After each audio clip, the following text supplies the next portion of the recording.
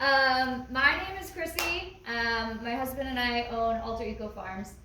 Yes, we are a farm, but we say farms plural because it's more of our mission to help other people fix their soils and fix their farms. So we are soil scientists. We specialize in biology. Don't ask me too many chemistry questions. My eyes just like glaze over as soon as we start talking about chemistry, and I can't. It's not my strong suit. But biology I can see and connect to and understand in a totally different way. Hi, welcome. Find a seat anywhere.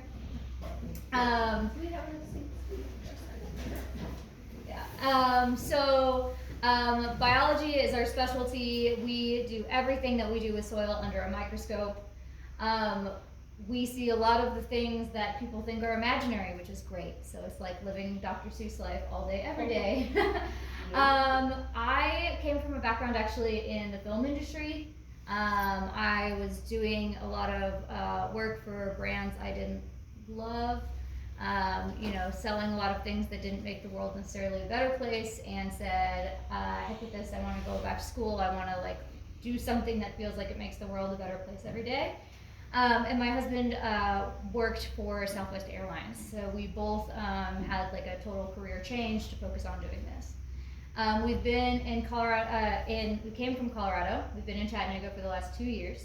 And in those 2 years, we have been super perfecting the work that we do here because it's a totally different environment than Colorado. So we came from the desert to the rainforest. And all of a sudden we were like, we don't know what any of these things are. And to be honest, a lot of flora and fauna we really don't know because there's so much to learn here. Luckily, we're starting to learn the microorganisms in the area. Hey! And we're getting a better handle on everything. So that is what we do. That is kind of our background and our story. Very nice. Is that an alpaca sweater walking in the door? An alpaca? Great, love it. We have 2 alpacas and a llama. Are you saying they brought an alpaca? No, but I would have been thrilled if they did. Right. Which are also part of the work we do. So we do all of our work with camelid manure, which I probably won't really get into now, but I have an affinity. Anyway, all right, so what we're going to talk about today is the things that live in your soil that you cannot see. And depending on your soil situation, there might be a lot of them, or there might be actually next to none of them, which would be much more worrisome, but is often the case. And the first thing we're going to talk about is the difference between soil and dirt, kind of within how we're going to establish our vocabulary in this group. Because everybody has different words for different things. Hey, welcome. Hello. So we like to kind of establish what we're talking about. To us, dirt contains mineral particles. Okay, so all dirt or soil has mineral particles. That could be sand, silt, or clay. Mostly what it is here is clay. Depending on where you live, actually, because in the valley and other parts around here, there's a ton of sand. We've tested farms where we're this is basically the beach. Right. It is generally, if it is dirt, it's going to be very dry. It's likely very compact, and it's light in color. It's going to be this kind of more of a brown, tan. If you were to put it under a microscope, you only see bacteria, most likely. It's probably very bacterially dominated. Bacteria are not a bad thing. I want to establish that right away. There are beneficial and non-beneficial bacteria. I think they're coming to get me. Yeah. They know I'm here. Presidential visit. Yeah, I know. But as a result, when you only have bacteria and you don't have all of the other organisms that belong in your soil, your plants tend to be very disease prone. So we will talk about that a little bit more. In the case of dirt, the only way for your plants to survive is by adding fertilizer, whether that's NPK or even if you're adding manures, you're adding all these things. They can only survive because they don't have the rest of the food web. So if you need to put fertilizer in for your plants to grow, odds are your soil's likely closer to dirt. But we'll talk about ways you can fix it.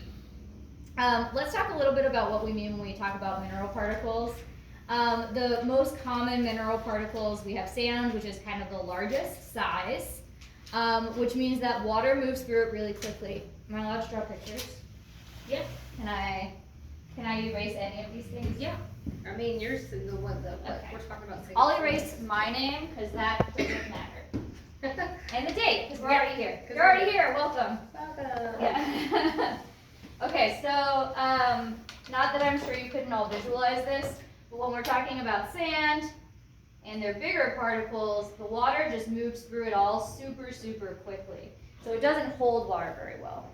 Silt is kind of like our medium particle size, like everybody ideally wants like something loamy that'll like hold, and that's kind of, you know, a better size to have some water retention. That like you can fill in these cavities and everything will go right through. But then if we have clay and you just have all these tiny, tiny, tiny, tiny, tiny little dots, then when it rains, it goes like that. Yep. It doesn't stay in at all. This is a lot of what we have here. And we gotta figure out how to work with it, right? The average clay particle is the same size as a single bacteria. That is so small. We're gonna look at it on the microscope in a little bit and I'll give you guys a sense of like how tiny that is. But it's very small. Now what's most important is that in all of these, sand, silt, and clay, inside the crystalline structure of those mineral particles, all of the nutrients your plant needs are actually already there. So this is something that we don't think about a lot because we don't realize that the nitrogen, the phosphorus, the calcium, the magnesium, whatever it is, they already exist inside of each of these mineral particles. The issue is that they're not plant available. So that would be like if I was sitting in a bathtub full of vegetables and was like, man, I wish I could get some vitamin C, and I'm not eating them. It's just surrounding me, but I can't take it in through osmosis, and neither can the plants. So in this situation, all of these things, despite the things we love and hate about them all, they all actually could provide our plants with what they need in the right conditions. So as much as we love to hate on our clay, it doesn't have to be a bad thing if we have biology. So let's talk a little bit about what soil means by our definition. Soil similarly contains mineral particles, so same thing. It also contains some sort of organic matter.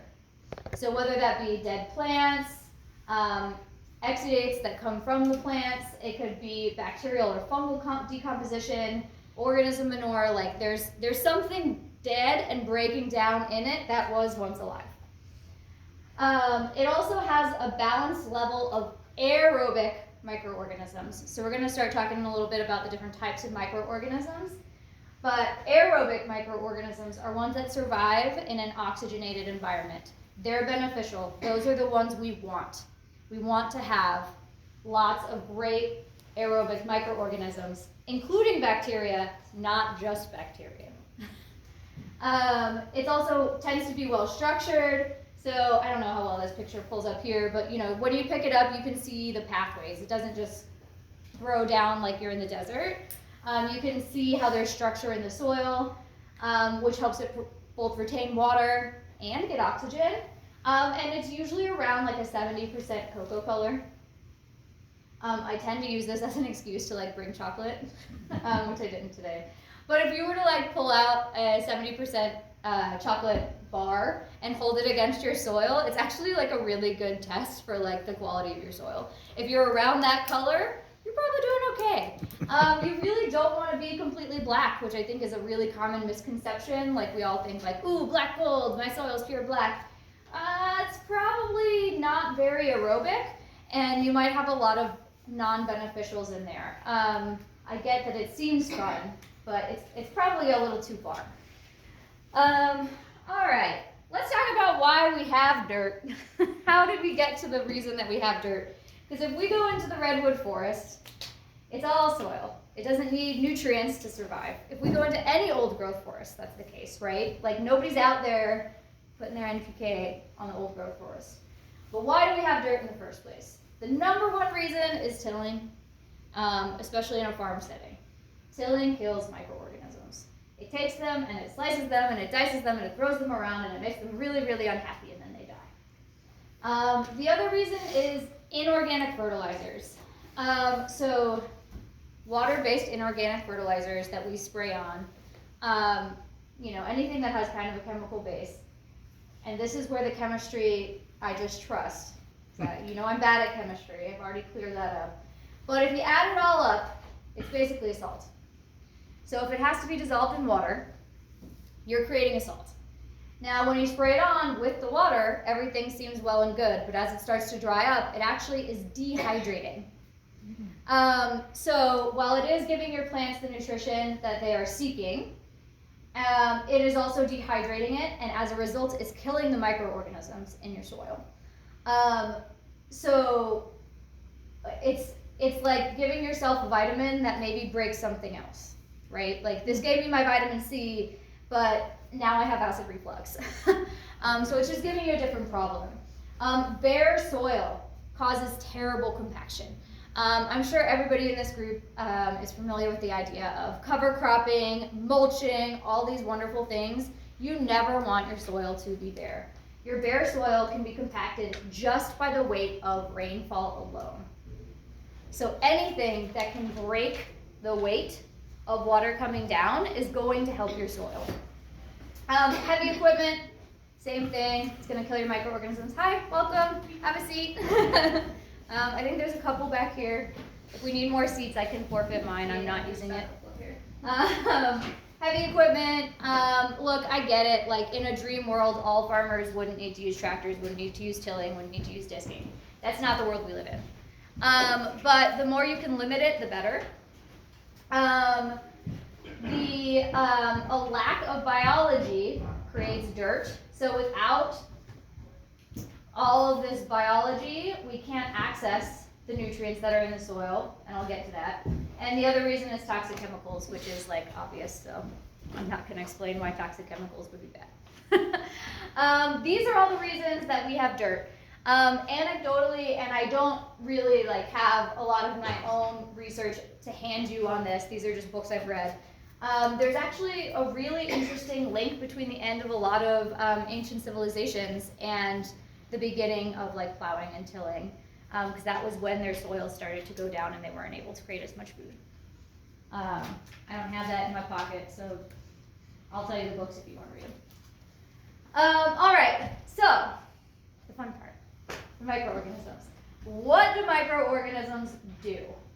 The most important thing they do is they convert all those nutrients that are in your mineral particles to a plant available form. So they give your plants nutrition. We will talk about how, but it's through a variety of organisms that all need to be there together. So you can't have just bacteria or it won't work. But the microorganisms take all that, nitrogen, phosphorus, calcium, magnesium in those mineral particles, and they take them out and they feed them to your plant. So everything's there, like we talked about before, the bathtub full of vegetables. It just needs to be made plant available. So why would you need additional fertilizers? Why would you need to put anything else on your soil? Well, the answer is you wouldn't. If you have a full soil food web, if you have all the microorganisms in your soil, you do not need to add additional fertilizers. In this way, a really good way to test if you have a full soil food web is to put some sort of fertilizer on your plants. If they improve, then guess what? You don't have a full soil food web. If they don't improve, then congratulations, you already have really good soil.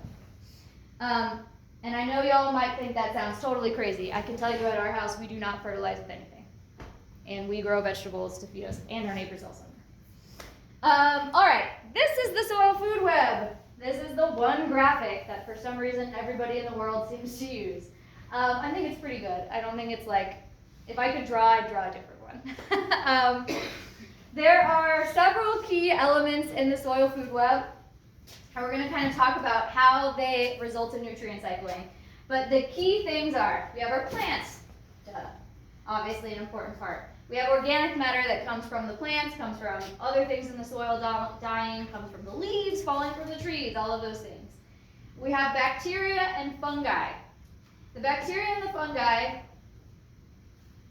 take the messages from the plants. The plant says, hey, I want this, I want calcium, I want phosphorus.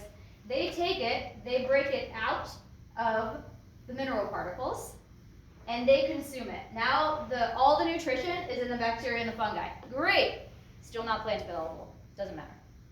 So now it's in them. They are then eaten by protozoa and nematodes. Protozoa and nematodes say, wow, that was so much great nutrition, I don't need any more. And then through the magic of the poop loop, it is now plant available. So the excrement of the protozoa and the nematodes then feeds the plants in a plant available form. Other fun things that are in the soil include arthropods, macroarthropods, and microarthropods, which help us create structure, help bring air, water, all of those wonderful things to our plants. I don't remember what order my slides are in. All right, so when we have, oh, what a shame. This is a really cute picture, guys. This is a really cute testator that's smiling at you, but you can't really see it. Yeah. They don't usually smile. So what are the benefits of having the full soil food web? We consider the full soil food web having bacteria, fungi, protozoa, and nematodes. If you have all of them, what else do you get? Number one, you get nutrient cycling. That's the most important thing. You get the nutrients your plants need without any necessary additives. You also are going to create better soil structure because they all move around, they create their tunnels, they create their pathways, and with that soil structure, you're going to reduce your compaction and retain nutrients and water. It only helps everybody more. They all help each other. You're going to get disease suppression. The primary reason for this is that your pests and disease want to go to an easy plant. They want to go to a plant that's struggling.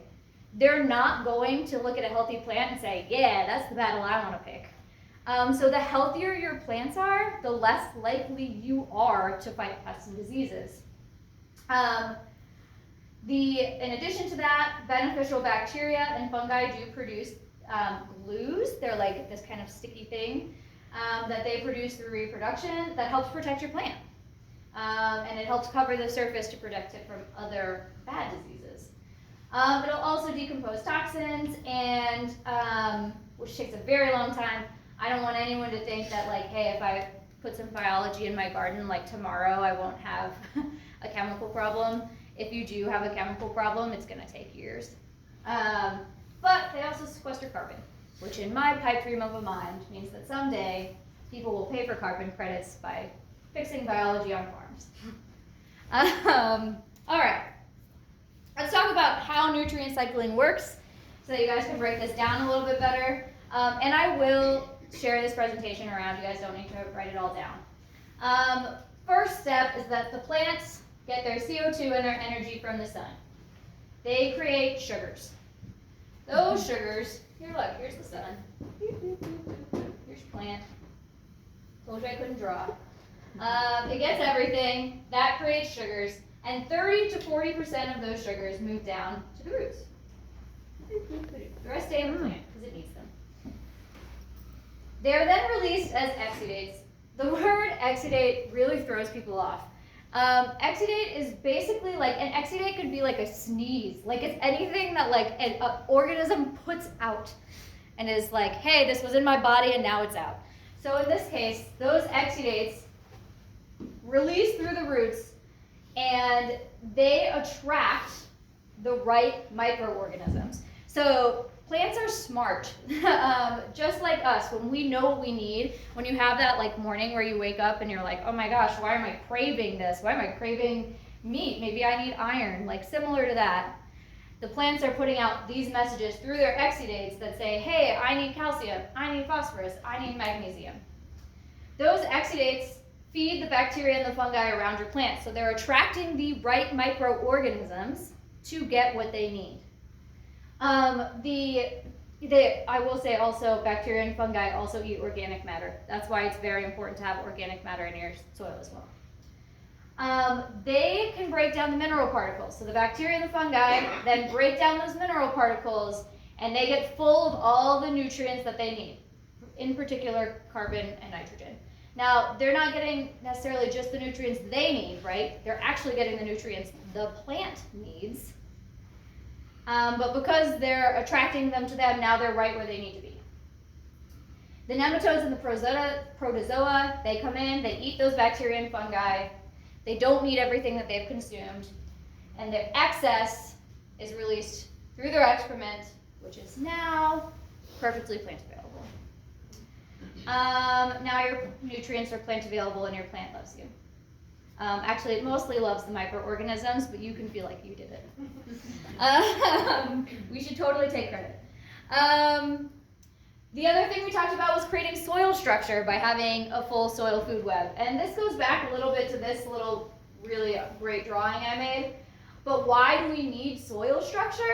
And it's for a number of reasons. So if your soil's too sandy, no water. You're gonna have to water all the time because it just goes right through it. If you have clay soil, well, you have, not only do you have to water all the time, but you're watering all the time and like half of it isn't even making it in. It's just sitting on the top and rolling away and taking who knows what with it. It's also going to be very anaerobic. It's going to have a ton of puddling. On our farm, we have so much puddling from soils we haven't fixed yet. That's what leads to erosion. A lot of people will say, you know, you need to flocculate your clay. It's just a fancy word for like raising your calcium to magnesium ratio so that those clay platelets don't stick together. Yes, that does need to happen somehow. There are different ways people do it. I would not say that the right way to do it is by adding calcium or lime. I know the office here often recommends adding a lot of lime. I would say it would be more beneficial to fix your biology and let your biology do it, because now you're getting more than one benefit. Well-structured soil has the water and the nutrients are just naturally retained in that space it's created. The roots have more pathways to grow deeper, and the retained water helps prevent erosion. All of those things that we want. Everything needs organic matter. There's no type of soil you can have and have no organic matter and succeed. You need it no matter what. So mulch, mulch, mulch, mulch, mulch, mulch. The other thing that's really great is that a lot of people think, oh my gosh, my sand can't have structure, my sand can't have biology, my clay can never be solved. That is not true. Everything can get structure with the right microorganisms in it. So don't give up on your soil. Everything absolutely can be fixed with the right environment. All right. I feel like we've already talked about some of these things because I got too ahead of myself. Okay, let's talk about how structure is created a little bit. So, how do we create structure in sand? Great question. Glad you asked. All right, so we have a number of things in our soil. We have bacteria, which are these little bitty dots, right? And these little bitty dots, when they breed, they create a glue. A nice, lovely glue. Right, this is primarily beneficial bacteria. As they create those glues, they are starting to attach pieces of organic matter together, okay? So like here's your dead plant material. This is naturally going to turn that into a much tighter ball of things stuck together. And now our soil has maybe a ball there, and a ball here, as opposed to everything's here. So as it starts to get pulled into these little groups, it's creating tons, which is great. Now we're starting to get some structure. Those are macro aggregates. Cool, we all want a macro aggregate. What we really, micro aggregate, sorry, those are micro aggregates. What we really want are macro aggregates, which is what happens when here's one of those balls of organic material, here's another, here's a third, and then your fungi comes in and it weaves all of this together and it pulls all of these together. Now you're making really big pathways in between. I'm sorry, I know this isn't the world's best drawing. I think y'all get it though. I think y'all get it.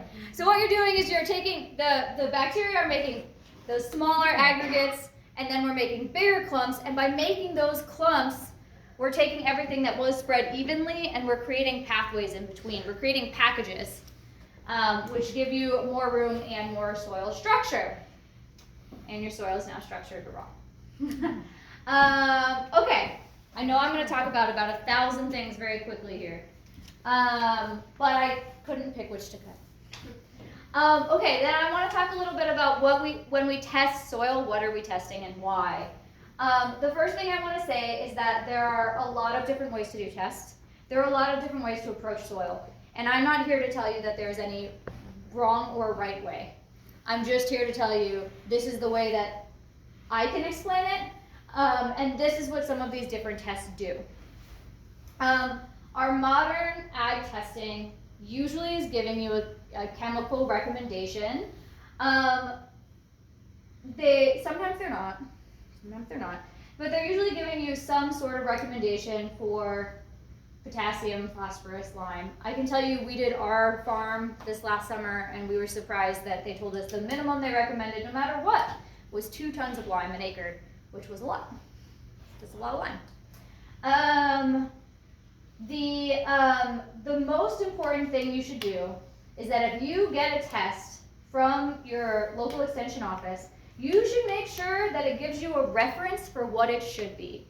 And if it tells you, hey, this is what you have, and it doesn't tell you what they think it should be highly suspicious.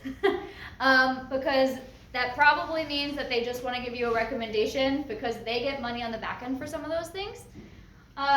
So be suspicious if you don't have a reference number. These tests will not be able to tell you anything about microorganisms. That's fine. They don't need to. My test can't tell you anything about nutrients. We all have different tests for different reasons. The only way to be able to actually get a quantifiable microorganism count is to literally count. That is what we do in our microscopes. If you just want to kind of give it a home test, well, if you put fertilizers on it and you have no big difference, cool, you're doing great. If you put fertilizers on it and you're like, wow, this is crazy, it probably wasn't good in the first place. Plate counts. Especially if you have diseases and pests and things like that, a lot of people will take a plate count. Plate counts can be great. I will say that you want to make sure that plate count is absolutely perfect for what you're testing for. Because if you don't know what you're testing for, it could be really skewed. So when you take a plate count and you put it on, you put it in your petri dish, you give it a particular type of food source, you close it, now it doesn't have oxygen. Well, you're going to grow whatever thrives in that environment with that food and that amount of oxygen. What you're maybe not growing is everything else that was in that sample. So if you know what you're testing for, hey, I'm testing for the presence of salmonella, then great, you know exactly how to do that plate count. If you're saying, I don't know what I have, well, you're not going to see everything you have because you're not creating a condition for everything to grow. You couldn't, there's no way. The Haney and Solvita CO2 tests, they're cool. I love a good carbon test. They can tell you how much carbon dioxide is being released, but they can't tell you what organisms are doing it, if that matters to you, which does to me. And soil quality tests can be super helpful if you know what type of plant you want to grow. So if you don't know what you want to do, it might just give you too broad a result. All of this to say, whenever you test, just make sure you know why you're testing and what your plans are for what you're going to do with those results. Biological tests. So that's what we specialize in. We do biological tests. They will tell you what microorganisms you have. If you do have your full soil food web, you have access to all of your nutrients. The only way to know is to look at it under a microscope. There's no other way to do it. We'll show you what prepping a sample looks like, so you'll get to see that in a little bit.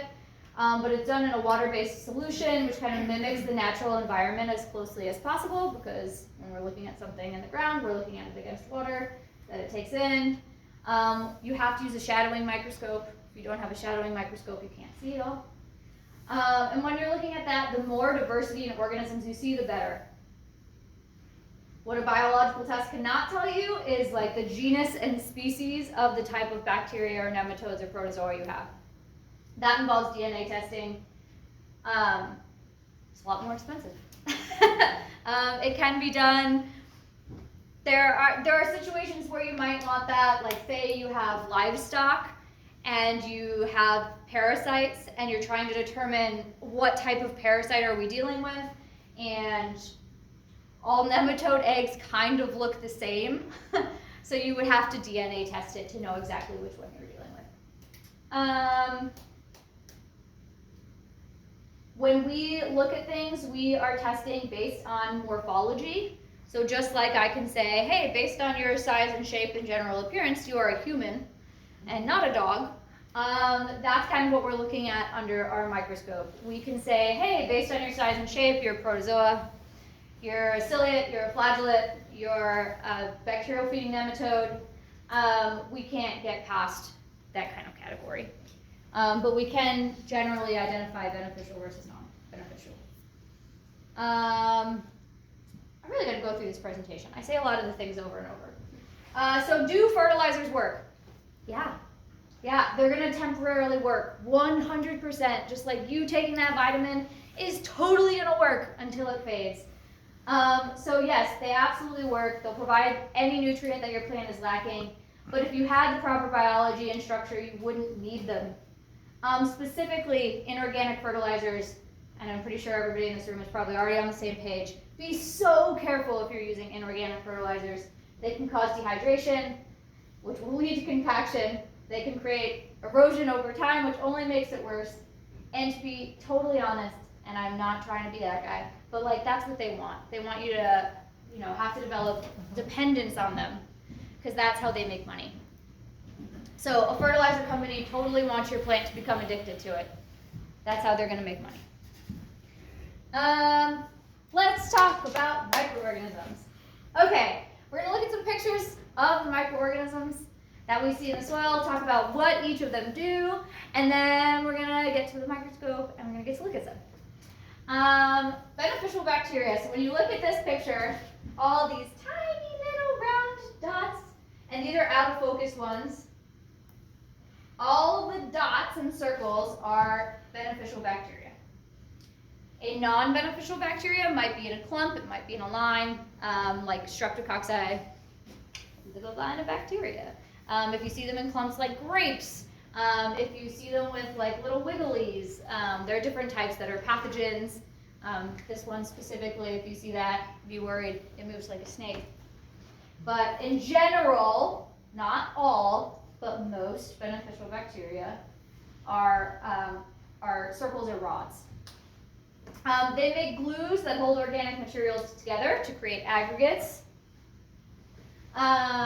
They make enzymes that decompose the organic matter. They make enzymes that pull the mineral particles from, that is totally incorrect, that pull the nutrients from the mineral particles. Gonna fix that sentence later. From the sand, silt, and clay. And they provide food for the nematodes and protozoa. So, just like how we have the circle of life above the soil, this is the circle of life below the soil. Beneficial fungi.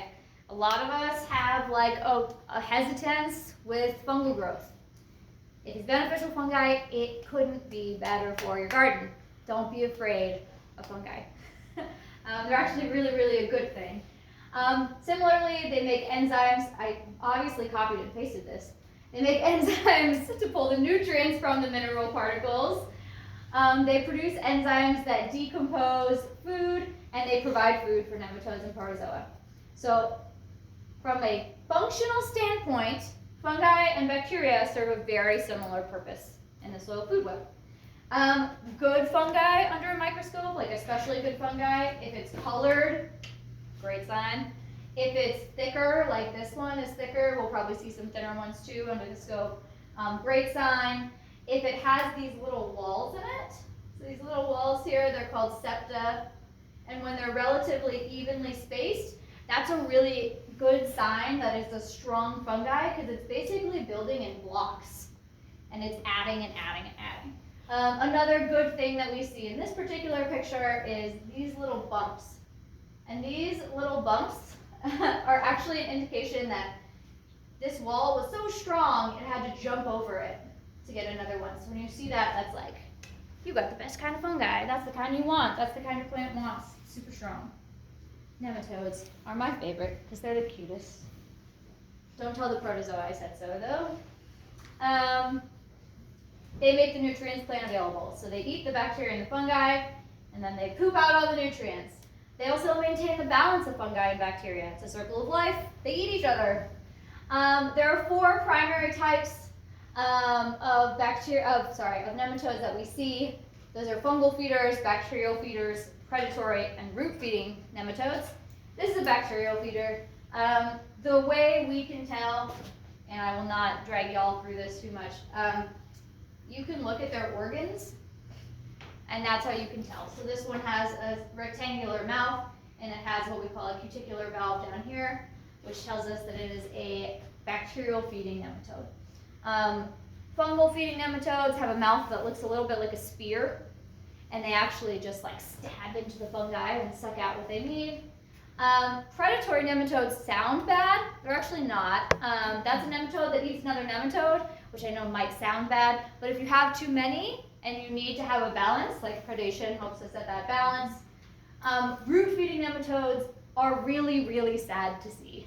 If you see one, it may be too late for whatever that plant is. A root-feeding nematode they have a spear as well, and at the end of the spear, they have these kind of sharp knobs, and they stab into the root and suck out all of the nutrients from the roots. I have only seen one on a test once, and it felt like I was the doctor giving the bad news. I felt really bad, but it was cool to see. All right, protozoa. Similar, so protozoa and nematodes have a really similar function. They also make the nutrients plant available through the poop loop. They control the bacterial balance, and they feed macro and micro arthropods. Protozoa have a lot of different shapes. Lots and lots of different shapes. This particular one is called a testate amoeba. A testate amoeba, actually, they're like hermit crabs. They make these little shells out of mineral particles, and then they live inside of them. So you see this little hole here. They come out of that hole and they eat the bacteria, and then they go back in their shell. We almost never see them out of the shell on the slides, like very rarely. But we also just shook them up and threw them on a slide. So I would hide in my house too. All right. Macro and micro arthropods. They're creating a lot of structure. They move through the soil, and where they go, they put holes behind them. And they also keep balance with predation. Do you really, really need them to succeed? No. But is it a great sign that your soil's super healthy? Yes. You want them there. You see all kinds, this is some sort of leg. You'll see cool legs. Sometimes you see like antenna. I don't know, they're usually like a big crazy blob, and you're like, what's that alien? But you never really know. At least I don't. I don't really study them. All right, we're going to talk, before we put together the microscope, we're going to talk about how do you get the soil food web back if you do not have it. What do? You want all your biology back. There are several things you can do. The biggest thing we can do that like everybody can do slowly, cheaply, and mostly for free is start practicing permaculture techniques. You will naturally bring it back. It may take you 3 years. It may take you 5 years. It will take a while. But you are absolutely capable of using permaculture techniques to bring things back. That's mulching, that's swaling, it's making sure that you're looking out for organic matter at all times, cover cropping, all of those things, you will get there. I would say stop tilling. When we talk about like an appropriate level of tilling, that's like, hey, maybe once a year I go out there and I take my broad fork and I like lift things up a little. I wouldn't really do more than that if you can help it. Reducing your use of tractors. Look, I know the world we live in, people are gonna have to use them. If you don't have to use it, don't. Because the heavy equipment can do a lot of damage. Stopping the use of chemical fertilizers. If you're gonna use a fertilizer, try something more organic. Make sure that you're looking out for your microorganisms. And then biological amendments. We are literally just releasing biological amendments. So we've been working on them for the last 2 years. There are other places around the country you can get them. There are very few places that make biological amendments. What we do is we take a very careful recipe that we can breed all of the native essential microorganisms, and we put it onto a compost. Then we sell you that compost. You take a small amount of that compost, you put it in your garden, and you can inoculate what you have, and they will breed and they will thrive. The types we have composts, which we really only recommend if you have no organic matter, because that obviously will also have some organic matter. Extracts, what we do is we take that compost, we put it in water, and we use an aeration system to shake all of those microorganisms into the water. So now we're giving you like liquid microorganisms. Go put it out in your garden and take good care of it. And they will naturally repopulate on their own as long as they have organic matter to feed on as well. Teas are one other thing that like we can do special order, but teas are when we aerate for several days and we add food. So we're like super pumping up all the microorganisms. When people have like a real state of distress with a plant, you can use a tea and spray it as a foliar spray, and it will protect the top and bottom of your plant. Whereas an extract you'd use as like a soil drench. These are all things that you can do to restore your soil food web. I guess I don't really know where to go from there. These are things you can do.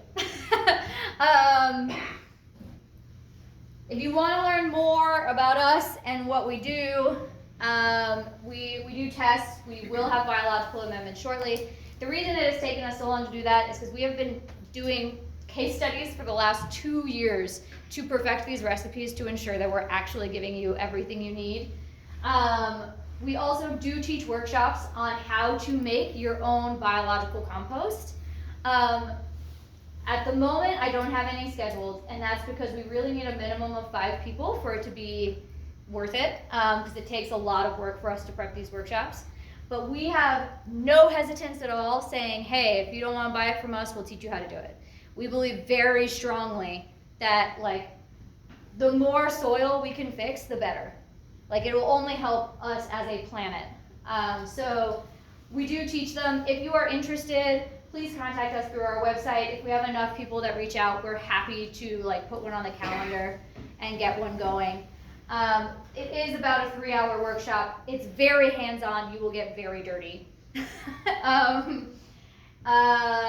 You can follow us on Instagram at Alter Eco Farms. We don't do a ton on our Instagram. We really only do special announcements there.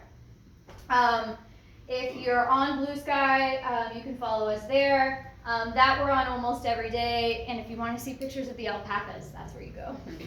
Or our cats, guys. I know everyone wants to see pictures of our cats. Our products are launching on the 14th. We do have a discount for testing right now if you want to run a biological test. It expires on March 8th. The discount code is Happy Microbes. And we offer 2 different types of tests. I will say for the average like hobbyist, you probably are more interested in what we call the microorganism health check. That's us going through and saying, this is what you have, this is what you don't have. Here's an about, a kind of comparative value, like 1, 2, or 3, what's your level? The more complex one we have is called biological soil test. We will give you to the microgram how much you have of each in your sample. With all of that said, I think we should look at something under the microscope. Oh, wow. It'll take me a couple minutes here. I can multitask and talk if people have questions while I'm preparing a soil sample. I have a question. Yeah. I know that we've all heard that if you have mushrooms growing around, that your soil is good. Is that basically true? Or? I would say yes. There are some non-beneficial mushrooms, but if I saw mushrooms, I would be pleased. Yeah, I have that Yeah. Yeah, it's generally a very good thing if you're seeing mushrooms. Yeah. The bad fungus we talk about are like a blight. Sure. So you're gonna know if something really bad is happening, because you're gonna see it. Alright, I have 2 samples here. This one's biological compost, so I know what's in it. This one, I'm not gonna tell you what it is, because I don't wanna throw. If you have it on your shelf, I just don't wanna be a jerk, you know. This is a bagged soil from the store.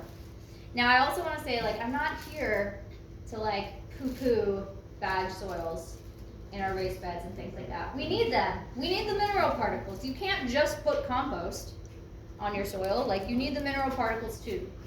But this is to give you a reference point for when they say, and this one says, that it's full of microorganisms, what that might really look like. And the biggest thing I can say too in regards to this is like when they say, hey, this amendment's chock full of microorganisms. Maybe it was. And then you put it in a bag. Mm-hmm. And it's been in a bag without oxygen or water for months. We don't know. So maybe there were, but they're probably dead now. That is why, like, our products, we only we do them in small batches. They're living. We say it's like we're handing you sea monkeys. Like, I know you can't see them, but there's for sure something alive in here. Please don't kill it. I need my little scooper. Quartz. I will say as well, anything that we sell, we do recommend you use like quickly. We don't want it to sit on your shelf. It won't live. I'll get them next week. Yeah, they ship them out Monday, so they should be Tuesday or Wednesday. Mm-hmm. So, question on just a basic soil test, your agricultural soil test. It comes Yeah. that. So if I've got all the NPK in my soil that I'll ever need, why does every soil test come back and tell you that you need NPK? You know, so what is that ag test testing versus the, hey, yeah, I know it's in the clay and in the sand and in the silt, but it's not plant available. So why does their soil test tell me that I need it when if it's already there? That's a great question. So what it can't tell you is if the biology exists. So it can't tell you if it's accessible to your plant. Honestly, I can't speak a lot to the process, and Allison might be able to a little bit better, because I know she was in school learning more of these things. But what it's going to tell you is what's in your, I maybe want you to explain this better. It's going to tell you what nutrients are available, right? Right. It's not testing the mineral particle, it's testing the available nutrients. Correct. So if your biology isn't there, then those nutrients are still not available. Does that help? Right, make yeah. sense? Your ag test is telling you your plant available nutrients. Correct. That is my understanding. So Correct. Yeah. Right. So obviously, when you look at soil, there's it is true. It's going to be a complicated. Soil chemistry is a very complicated subject, and I had to take a few classes on it, and They're all chemistry. they're right? all chemistry based. And if you know me, I'm not a numbers person, and chemistry is a numbers game. It has a lot to do with what reacts with what, and I just got like beginner classes over it. So what education I have over it is just a very basic education of it. So I'm not, Kristi's really broken it down pretty good about like how bacteria and fungi and soil food web. Dr. Elaine Ingham is the one that like has coined all this these terms and this theory, and through the soil food web, I believe, right? She's the one that did the soil food web, like period. Okay, so she's not like the person who developed the soil food web. Okay. She is a very she's made it world a renowned. little bit She's made easier, it popular. Right. She's made it sexy. So, right. So it's a very complicated situation that's going on, and that's true. That's just point blank. Period. Soil is a complicated structure. And as far as like what's available in it, the test, like she said, the test that you get will tell you your nutrients that are available in your soil, and those microbes can help break down those nutrients to become more bioavailable for your plants. Bioavailable is a good word, because we all like to Yes. relate that to vitamins too. Correct. So it's just like you can take 1,000 milligrams of vitamin C, but you're gonna piss out most of it. Kind of the same way, pH is really important. So if your pH is out of whack, it tends to lock out those nutrients. So when you want to keep it in a certain range, for us, for soil, we try to keep it in between like 6.2 and 7.2. In hydroponics, it's a different story. It's a little bit lower, but that's a different subject for a different time. And but yeah, so it all has a very like, cation exchange is exactly what Kristi was talking about today, which is a complicated situation. It's a big word, and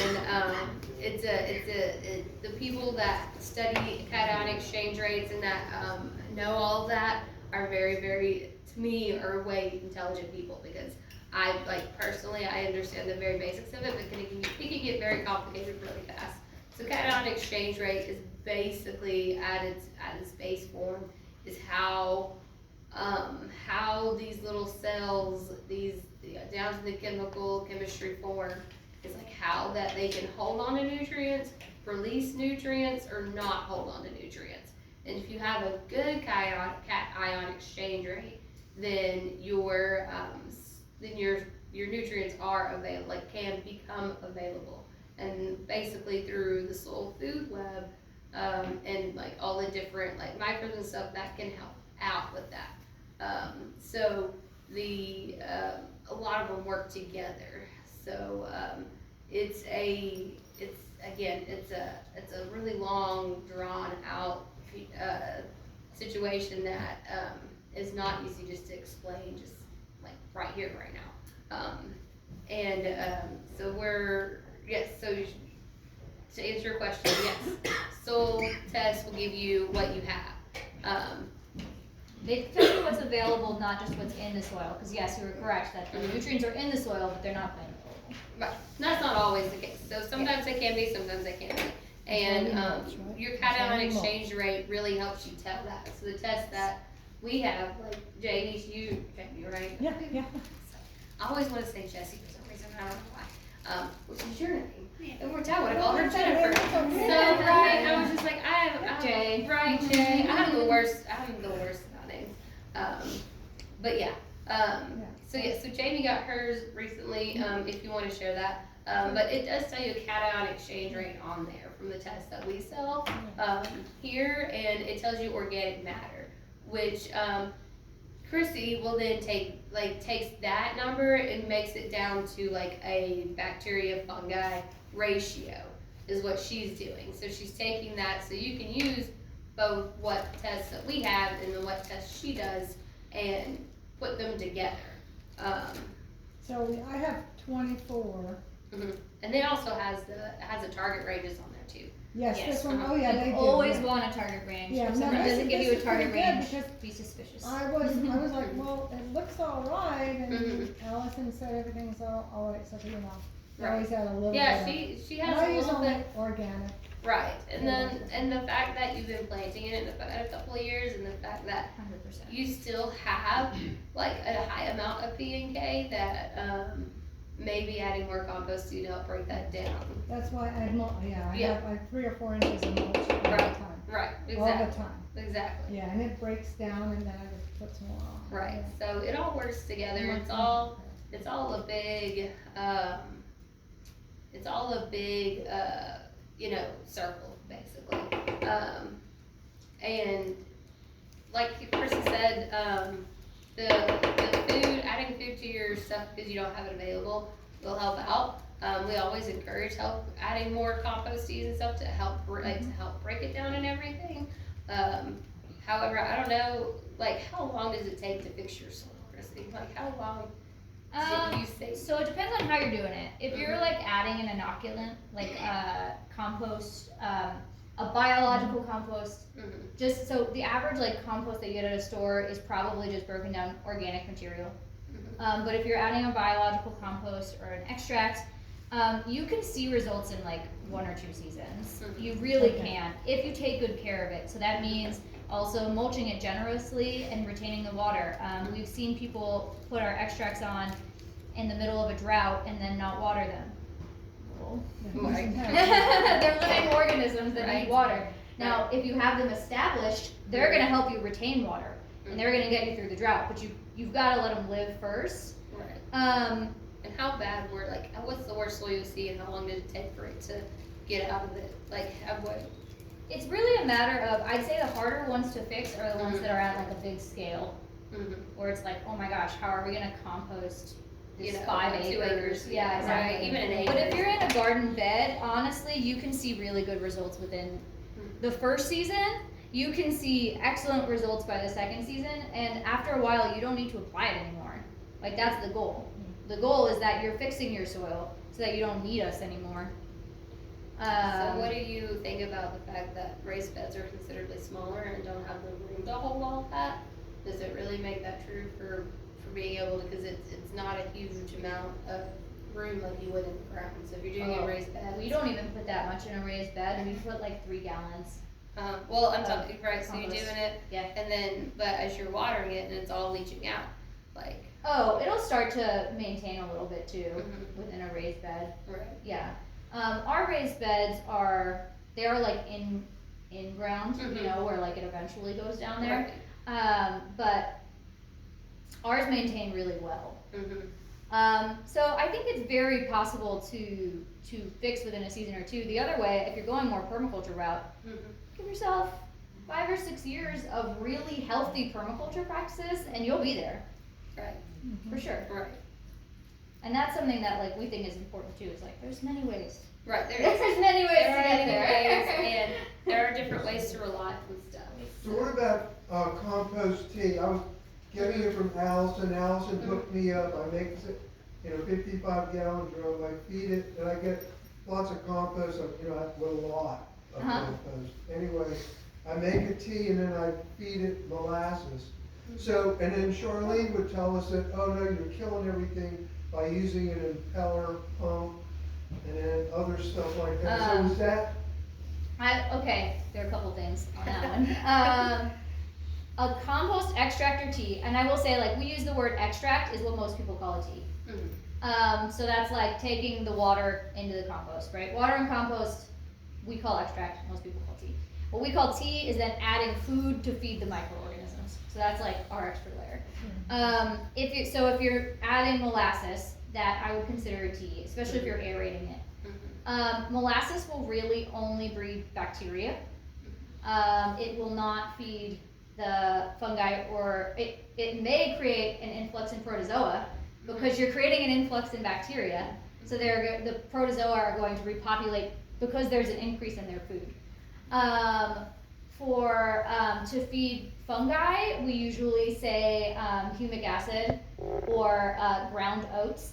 And the like fresher the oats, the better. You can literally just put it in your like blender or food processor and feed that into your compost tea. The other thing I would say is that like a compost tea is as good as the compost you put into it. So you've got to make sure that whatever compost you're using has everything you need. Otherwise, like, what are you breeding? You don't know. So you want to make sure that your starting product is in a really good spot. Otherwise, like maybe you're just washing who knows what into your water. I mean, it's not bad, but it could just be nothing. So that is my perfect segue into this. This is compost. Is this your compost or is this? No. Okay. No, please don't Okay. get this is my compost.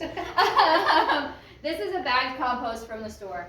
I'm gonna move us around a little bit on the microscope. But like, store? no, Okay. it's not from your Okay, store. it's like the store, and I'm like, we're at It the is store. from, no. This is from Home Depot, guys. Okay. I will say it was very affordable. Yes. Yes. We've got some bacteria. That's about all we're seeing. That's probably a piece of organic matter. That's probably a mineral particle. I am seeing very little in here. This looks underwhelming because there's nothing happening. you know, this one doesn't even have that much bacteria in it, which tells me that this has probably been on the shelf for a year plus. Oh, yes. Which depending on how things are stocked, they could be. But there is, and I'm just gonna take some like cruising around the slide here, so you guys can see. What else do we see? I see a little piece of organic matter. These like crystalline kind of things are mineral particles. There's not much going on in here though. Like here, this one has a few more bacteria. Nice pocket of bacteria. But there's very little going on in here. Nothing's moving. You should see things moving. 100%. So here, we'll go to all 4 corners of the slide so you guys know I'm not cheating you. But like pretty underwhelming here. I will tell you that most soils in the area that we test are like a lot of bacteria and not much else. I think that's the nature of being in an environment with a lot of clays. That compaction just leads to, you know, breeding of bacteria.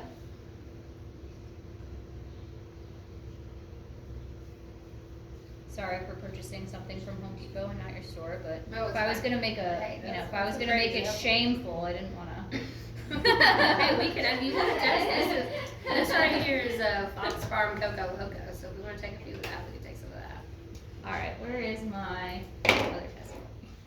I have tested the Cocoa Loco before. Have you? I have. Mm. I tested it just last week actually. Oh, did you? It's my most popular one since Elaine did it. It's not bad. There's no biology in it really, but there's plenty of other good stuff. And that's what I'm saying. Like, I'm not saying to heck with any other products, because that's not the case at all. What I'm saying is that you need biology too. You need biology more than you need the other additives. And the nice part about biology, you can't add too much. Right. Which is like our biggest fear when we're adding NPK and you're like, should I just use an eyedropper in this 1 gallon? You can't mess it up. If you had too much, like they're just happier. Alright.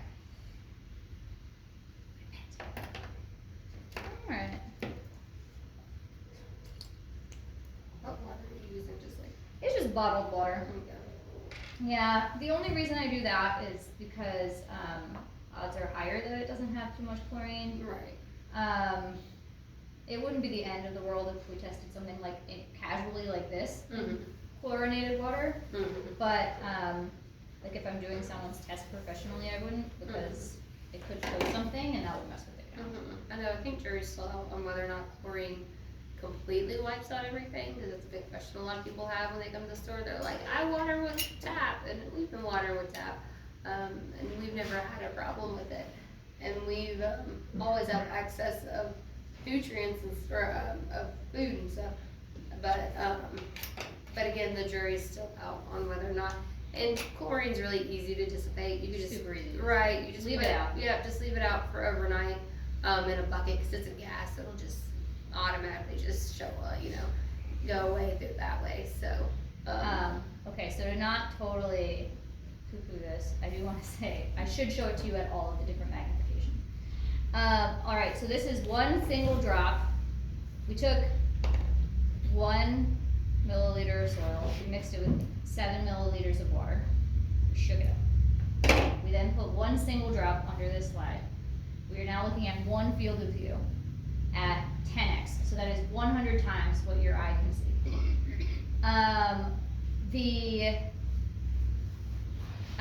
We're gonna move now to 40x, so that's 400 times what the eye can see. And this is only really fair if we're gonna genuinely make an assessment, because you can see it a little closer. So like this is what you're seeing in your average 40x here. You can see the mineral particles much more clearly.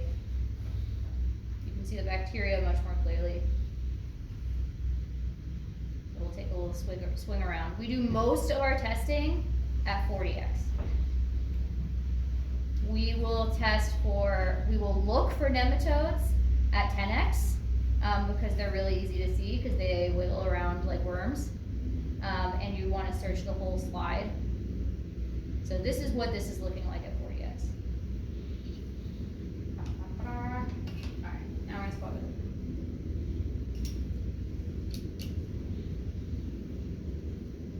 This is what it should look like. What you want to be seeing is in almost every slide, you want to be seeing life. I will say that this one was outside last night and it froze. So some of these things are going to be in cysts. This is an amoeba cyst. This is an amoeba cyst. These brown guys here are fungal spores. So let's just move around. This here, you've got fungi here. You have fungi here. You have a testate amoeba in the corner here. You should be seeing so much more. If you can see, I don't know how well it's projecting. There's a little flagellate. Come back. Yes. He was swimming around. Flagellates are a type of protozoa. But in every field of view you stop, you want to be seeing some life. If not, more than one. Here's more fungi. So to put that in perspective, this is a testate amoeba. There are over 3,000 fields of view in this one drop. And you should really be seeing life in every single one. Here we go. Oh. Have you found any tardigrades yet? I have seen 5 or 6 tardigrades, and people love them. And I know everybody loves the water bears. Like a, What is that? This is a cilia. Yeah, it's just eating bacteria. Yeah. And I then like that this little, one like, is tail. also, so this one's actually, it's cysting, it's coming out of its cyst. It's the dirty bubble. And there's a little flagellate. But like, it should feel fun. When you get in here, you should be like, ooh, there's things happening. Can you see his tail? There's a flagellate on this side too. Yeah, you can kind of see its little cilia. Yeah, that's what's called cilia. That's what makes it move. Yep, it's got all these little arms like a centipede that it uses to like swim around in these hectic circles. Right, up and down. Sorry, it's really hard to keep them in focus because they move a lot within that little drop. Let's see if we can find you a nematode. I might switch back to 10x to find you one because it will take a long time at this rate. I'm sure there is one in this sample though. There usually are. Alright, we'll switch back there. But when you look under, like, you should see things. You should see things alive. It shouldn't look like this big empty hole. Alright, I'm just gonna go to the top and we'll scan for one.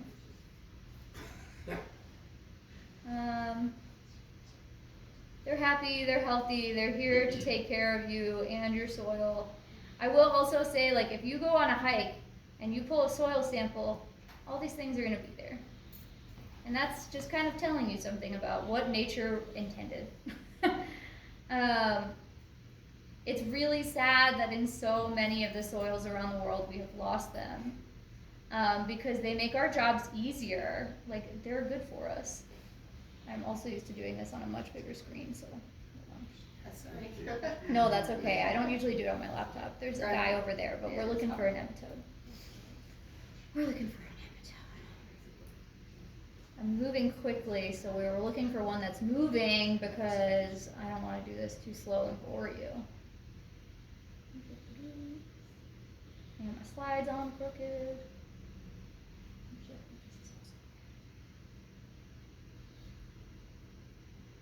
Anyway, if y'all have more questions while we look, it can sometimes take a few minutes to find one. I have a question in regards to the microbes and, like, are the microbes in one kind of region always roughly the same, or do they like split up into, like, if you go into a woodland setting, the microbes are different than what you would see in kind of like a meadow or something, you know? That's an excellent question. I will say that, like, from a morphological perspective, they're definitely different in different regions. There's lots of these ciliates in here. So by region, absolutely, they are different. There's some difference between, you know, like a meadow or a forest for sure, because there are different ones that thrive in different environments. Something that's not like super well studied yet, and I think this needs a lot more science, is like, can you have invasive microorganisms, right? Oh. So like, we don't really want to sell our products outside of the southeastern US because we're breeding microorganisms that come from here. So like I don't want to be like, here, just go ahead and send this to Washington State, because it could be just like it is with native plants, it could backfire. But yes, morphologically you'll see differences. You might see the same categories, but if you were to go down to genus or species, you can even see different. I mean, I've seen at least 4 different types of ciliates in this one so far. So the more diversity you see, the better. And like she said, it's still something that doesn't have a huge amount of studying. And then obviously you can find studies online if you go to Google Scholar and look at them. But there's such tiny little animals, and there's such like DNA, like she said, it's expensive. They're hard to test. Right, it's hard to test with DNA and everything else, and so that's a big limitation when it comes to stuff like that. But like Kristi was talking about, the different types of soil textures that we have. So like we have a big clay texture over here, and sometimes we have, because of our limestone, we have some sandiness to it. So even from that, so like up here down in the valley probably is different than what you have up there on top of Single Mountain. Or something that's been sitting forever, like a cow field's been sitting forever that hasn't really been done anything on it, will be different than what you would see like in the middle of like Harrison Bay State Park, where it's been like not really disturbed other than just, you know, as a park and whatnot. So you'll probably see some differences like as far as that goes, and especially they know the ratio that some soils prefer bacteria, like that hold more bacteria versus fungi. So that's something that I know people have seen when they walked around their stuff. So This one's a leg. See a leg. yeah, it is. Yeah, it's definitely a leg. I'll keep looking. We may or may not find one. I can take another drop. The average number of nematodes per drop is like 2. Right. It's very little. Now that seems like, oh my gosh, there aren't any, and then you're like, wait, hold on. Right. That's 1 drop. Right. And they could all of have, a 8 times diluted Right. solution. And they could have all like been sitting at the bottom of this bag versus the top of this bag, Totally. where you got it and everything. Because, but in reality, through an actual science experiment, and I'm sure that Kristi does this, is that you would need to take, you know, probably like 20 of these slides and look at them all to get a good average, you know, look at it, and then be able to also, I would, you know, suggest looking at them through the season, like get you a little microscope. This one's really, really nice. This one's way nicer than what we have, but we had one that's like, I think we got it for like $100. I'm not saying it's as great and wonderful as this one, but it still will do the job. And This one isn't exciting because he's not moving. But, well, that guy is. He tried to make this slide more exciting. How polite. Shut up. But that's a nematode. But it's more fun when they're wiggling, so we'll I try wonder- one more. I wonder One more if it's slide. like how long it takes them to wake up, like with Well, temperature and stuff. yes. So obviously yesterday it was like super cold. Right. So Exactly. like, but I did a test yesterday and I found 4 on one Yeah. slide from the same sample that were pretty active. But yesterday it was warmer. Right. It didn't get 30 till last night. Totally. And So- I just squashed this guy on a slide, shook him, and then squashed him. Right. So But like, there's also it wasn't like the best day. right. There's also predatory nematodes like she was talking about, and they actually are like cats, and they're more opportunistic. So they will just sit around like that and wait for They'll something wait. to come by. And They then are attack it. big though. Yeah. They're like, you'll see them at 10x, they'll cross the whole screen. Right, which is what we sell. We sell predatory nematodes at the store because they eat, actually, basically, they inject their bacteria into like grubs and bad and stuff that not desirable pests that we have here. This in our because like Kristi said, if you're not new here, or if you're new here in the South, we have every bug in America. Every bug. Every bug, And they somehow are every in my disease, house. They're and everywhere. right, exactly. So we experience all the bad problems. That's why it's so hard to grow here, because it is. We do have a lot of different options. Like we do have a lot of different things going against us. Not just the weather that's so up and down. Yeah, So you get every season, every week. right, every season, every week. Like this week, we have literally seen like probably like 3 or 4 different seasons, and hence the flu. But yeah, so but yeah, so that's it's a I don't remember where I was going with that. Talking about nematodes. Nematodes. Oh yeah. Also, nematode, nematode. I don't know. I don't People say know either. both. Guys, it Right. means the same thing. Don't worry about Right. it. Just like cocoa, quare, or Yeah. whatever. Doesn't- I we all don't know what we mean. Right. Well, she's working on that. We can continue on with like the club business. Yeah. I'll Um, find you a nematode. right. If Let you do y'all, the boring stuff. if you I'm just are, kidding. if you're new here, this is your first time at the club. If you don't mind filling this out, I moved y'all on the email list. If you're not new here, welcome back. I see a lot of familiar faces. I see a lot of new faces as well. So welcome. Next week we are next week. Yeah, next week. Yeah. Seed Next swap. week. Next week we have a seed Saturday, swap. yeah. Yep, Saturday we have a seed swap. Great. That was a great statement. Yeah. I just talk out my ass and just like go. Anyway, so yeah, so we have a seed swap here at the store, a seed and plant swap. Has anybody been to that here? I know you've been. Yeah, you've been. Eric's been. These are old timers. Mark, obviously. Where are you at? Mackenzie. There you are. Mackenzie's gonna be there.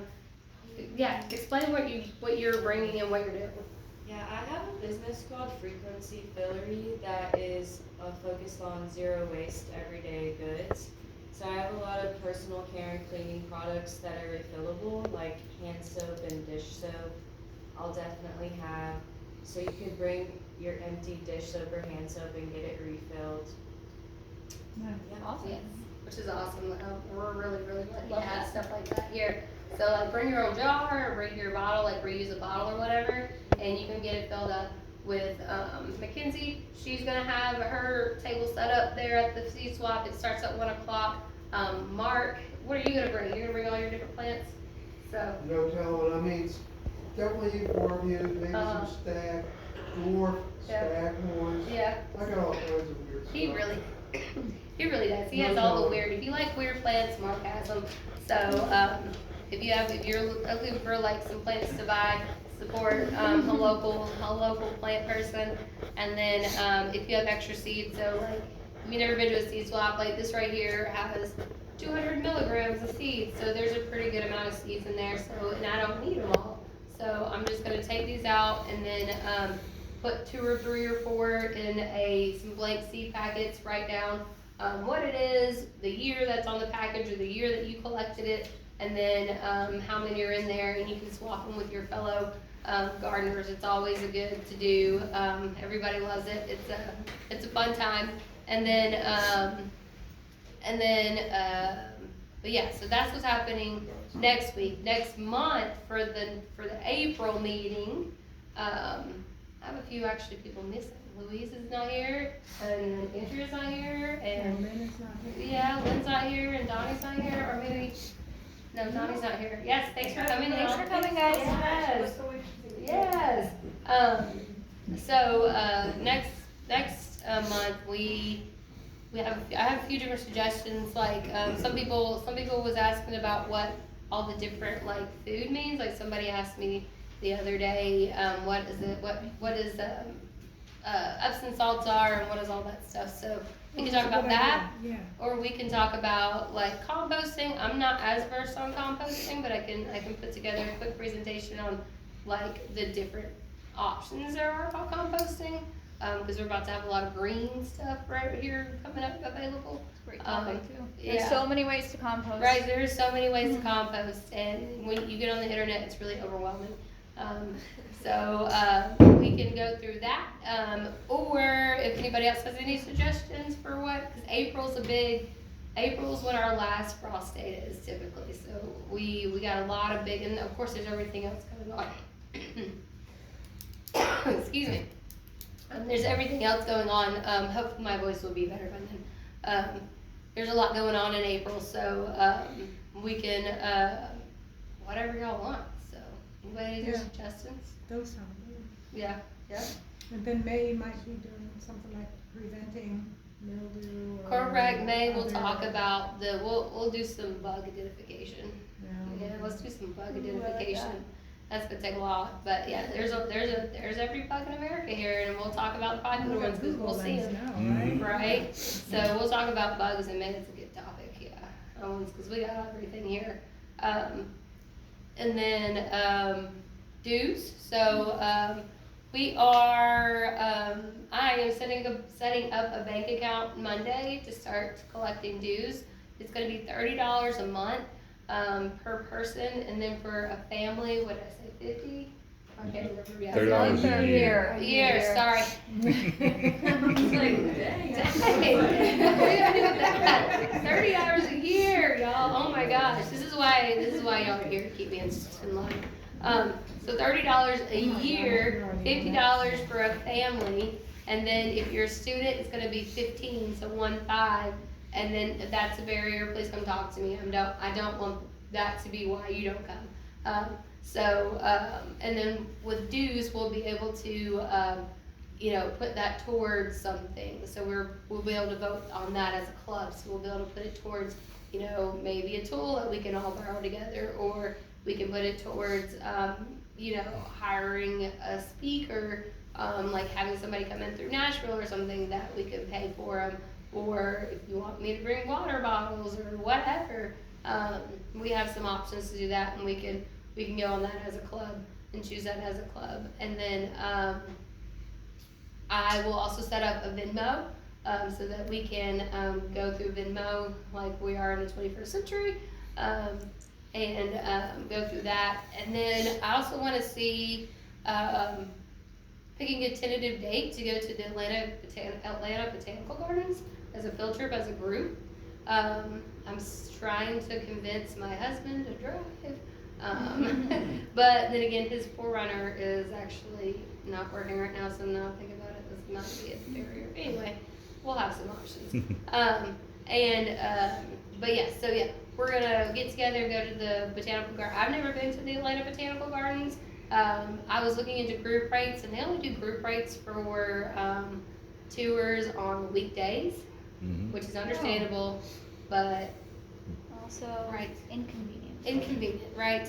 Like somebody who has to be here at work, that is inconvenient. So we could pick a Saturday or actually we'll pick a Sunday because I work on Saturday. Allison, you said you wanted maybe do a visit of my nursery, but hopefully everything will be out after April 15th, supposedly. Okay, yeah, and we can put that on there. We can go down there in May or June.